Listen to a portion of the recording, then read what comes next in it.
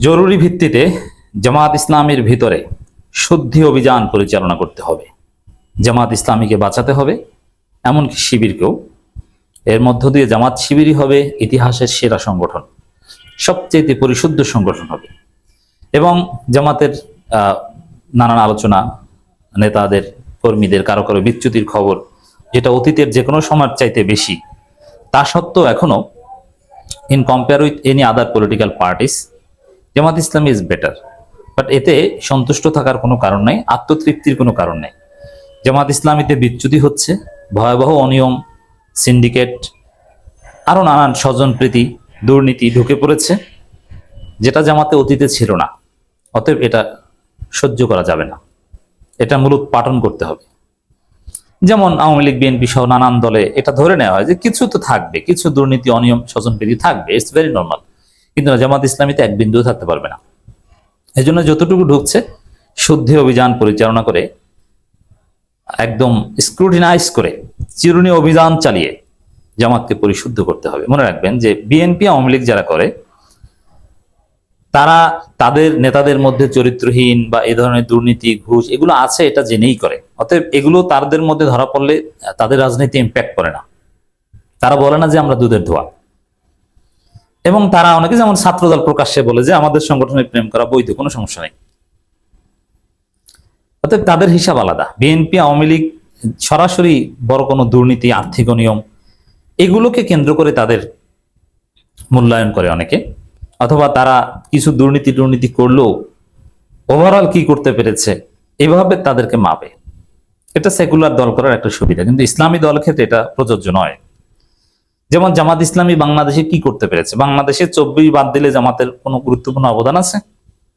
রাষ্ট্রের ক্ষেত্রে নাই। যেমন আওয়ামী লীগের আছে 71।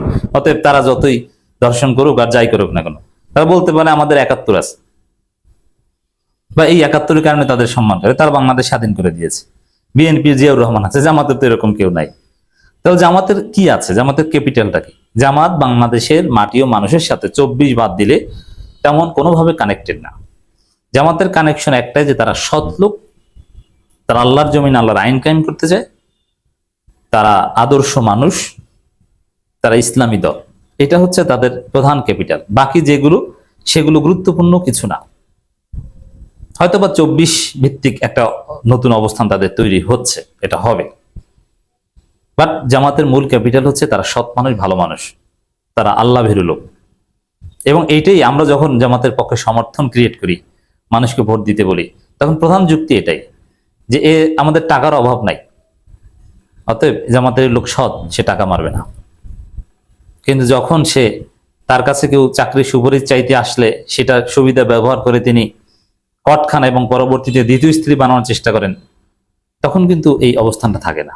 এখন সাপোজ গাজী নজরুল ইসলামের ক্ষেত্রে যে ঘটনা ঘটেছে, এটা যদি বিএনপির কোনো এমপির ক্ষেত্রে ঘটতো, এতে বিএনপির 1000 ভোটও নষ্ট হতো না। বিএনপিকে আমরা গালি দিতাম, সমালোচনা করতাম, কিন্তু ওভারঅল বিএনপির ভোট নষ্ট হতো না। কারণ যারা বিএনপি করে তারা এগুলো মেনে নিয়ে, বা এরকম ঘটনা ঘটবে এটা তারা প্রস্তুত। কিন্তু গাজী নজরুল ইসলামের ক্ষেত্রে যে ঘটনা ঘটেছে, তাতে যদি এখন নির্বাচন হয়, 3 কোটি ভোট 2 কোটি হয়ে গেছে। 1 কোটি মানুষ এখন ঘৃণা পোষণ করে, আপনি জানেন।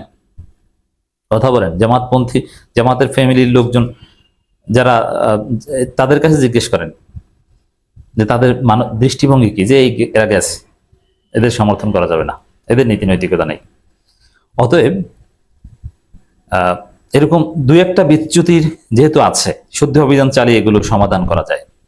এবং জামাতকে রক্ষা করতে হবে, তাদের যে নৈতিকতা, তাদের যে সততা, এবং তাদের যে ত্যাগ, নজরানা,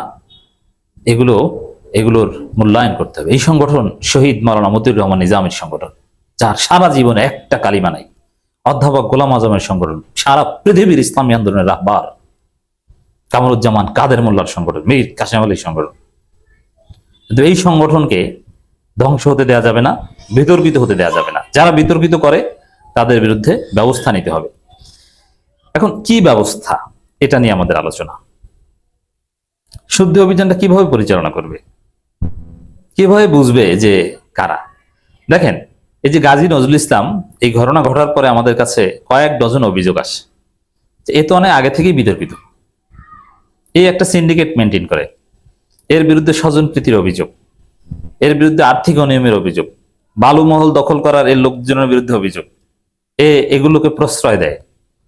এবং এবার নমিনেশন পাওয়ার কথা না, তারপর ওই সিন্ডিকেট মেনটেন করে নমিনেশন পেয়েছে।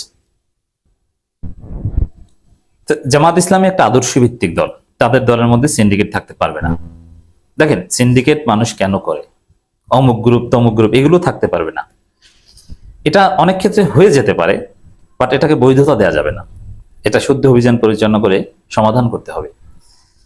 জামাত ইসলামী যারা করে তাদের মধ্যে নেতৃত্বের লোভ বা আকাঙ্ক্ষা, এটা হিউম্যান নেচার, এটা থাকবে। অনেকে আবার বলেন যে না না, নেতৃত্বের লোভ নাই, নেতৃত্ব চায় না, নেতৃত্ব দেওয়া হয়, এটা পুরোটাই চাপাবাজি। আপনি কিছুই বুঝেন না। নেতৃত্ব চায় না এমন কোনো লোক নাই।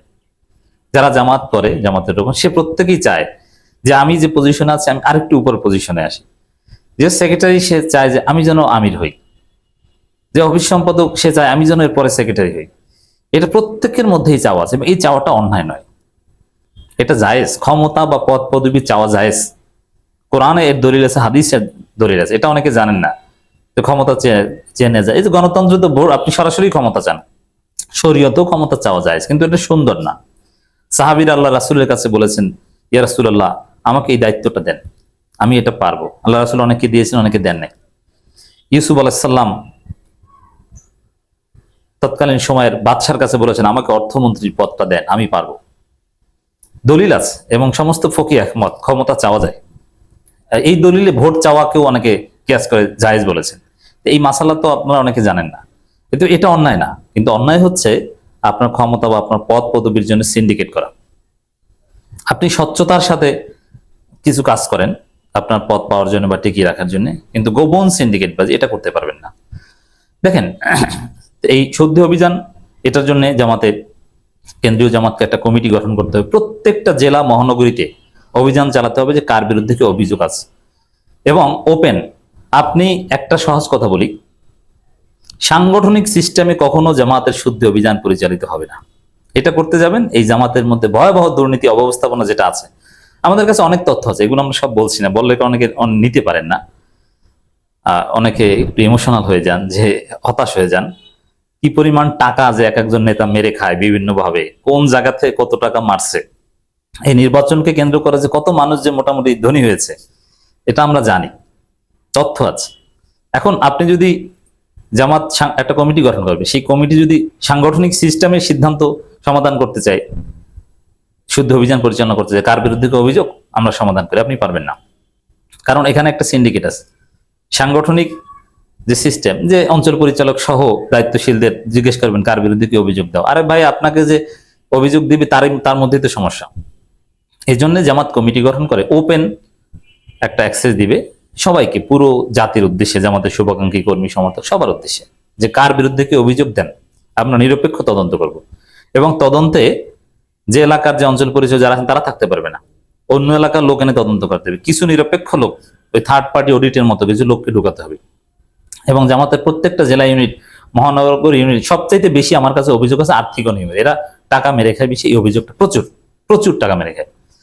এই জন্য আপনি প্রত্যেকটা ইউনিটকে থার্ড পার্টি দিয়ে আপনি অডিট করান, নিজেরা অডিট করবেন, আপনি দুর্নীতি ধরতে পারবেন না, ধরলেও আপনি এটা ম্যানেজ করে ফেলবেন।